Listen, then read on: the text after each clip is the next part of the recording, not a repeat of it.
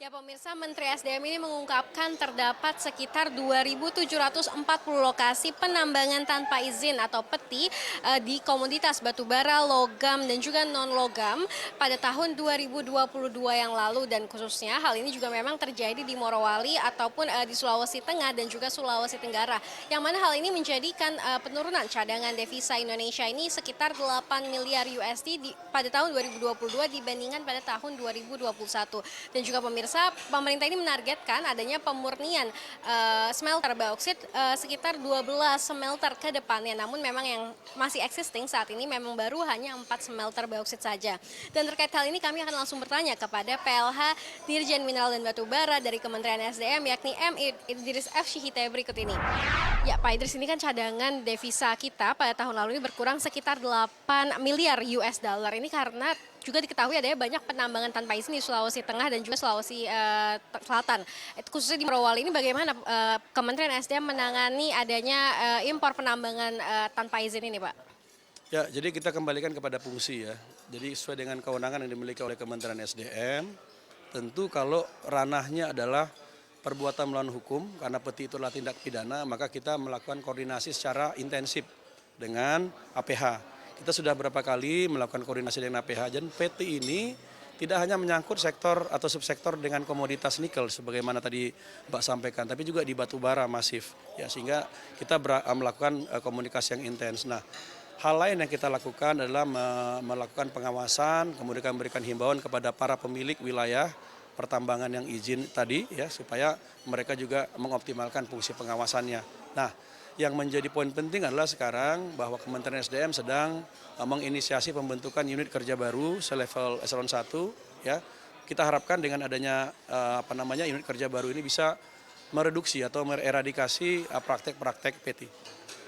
Pak, ini kan ada tadi Pak Menteri menyampaikan ada sekitar 2.740-an peti tanpa izin ini.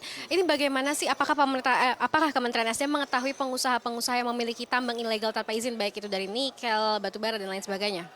Ya, kalau kita bukan law enforcement institution ya, jadi kita tidak sampai katakanlah mencari, ya, menginvestigasi siapa pemilik atau katakanlah BO-nya, beneficial ownership-nya, tapi lebih kepada pelaku atau dugaan peti yang ada di lapangan. Prakteknya dilakukan secara masif, dilakukan oleh siapa. Nah, sesuai dengan fungsi dan kewenangannya itu yang kita sampaikan ke APH untuk ditindaklanjuti.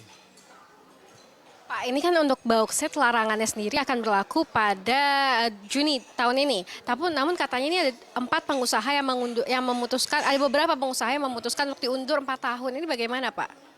Ya, semua boleh saja mengajukan permohonan atau berasumsi dan lain sebagaimana. Saya sudah sampaikan, yang kita pedomani adalah undang-undang. Ya, Undang-Undang 3 2020 sangat tegas menyampaikan bahwa per Juni tahun 2023 ini tidak dimungkinkan lagi untuk melakukan ekspor dalam bentuk OR. Jadi yang kita lakukan adalah melaksanakan ketentuan undang-undang. Namun apakah larangan ekspor konsentrat bauksit pada Juni 2023 ini dengan ada 12 smelter yang akan dibangun tahun ini akan tercapai, Pak? Beberapa ada yang tercapai, beberapa jujur kita sampaikan ada juga yang tidak sesuai dengan ekspektasi, ya. Ada beberapa hal yang melatar belakangi mungkin, ya. Dan tolong dicermati juga smelter tersebut tidak semua berada dalam koordinasi Kementerian SDM. Ya, karena kita hanya fokus kepada kegiatan smelter yang terintegrasi dengan pertambangannya. Oke, terakhir Pak, tadi pengusaha yang minta mundur 4 tahun itu ia menyatakan bahwa apabila pemerintah dapat membantu mencarikan investor, maka mungkin akan tercapai di tahun ini. Itu bagaimana reaksi pemerintah terhadap hal ini, Pak? Ya, saya justru bertanya balik, bagaimana dengan fasilitas pemurnian lain yang sudah perform tanpa ada bantuan pemerintah untuk mencarikan investor atau tanpa menunggu mereka mencari investor. Saya justru mempertanyakan komitmen dan keseriusan mereka, ya. Jadi jangan hanya memanfaatkan momentum kebolehan undang-undang untuk mengekspor OR di bawah tahun 2023, tapi lebih kepada komitmen mereka untuk membangun fasilitas pemurnian. Jadi undang-undang sudah menggariskan, tentu kita tidak bisa bernegosiasi dengan undang-undang, kecuali undang-undang yang dirubah. Ya pemirsa, itulah tadi keterangan dari PLH, Direktur Jenderal Mineral dan Batubara Kementerian ESDM, yakni M. Idris F. Sihite, terkait dengan peti atau penambangan tanpa izin yang terjadi pada tahun 2022 yang lalu, di mana ada sebanyak 2.700-an penambang ilegal, dan juga terkait dengan implementasi larangan ekspor konsentrat bauksit pada Juni 2023 mendatang. Dari Jakarta, Shania Latas dan juru kamera Adi, tim liputan CNBC Indonesia.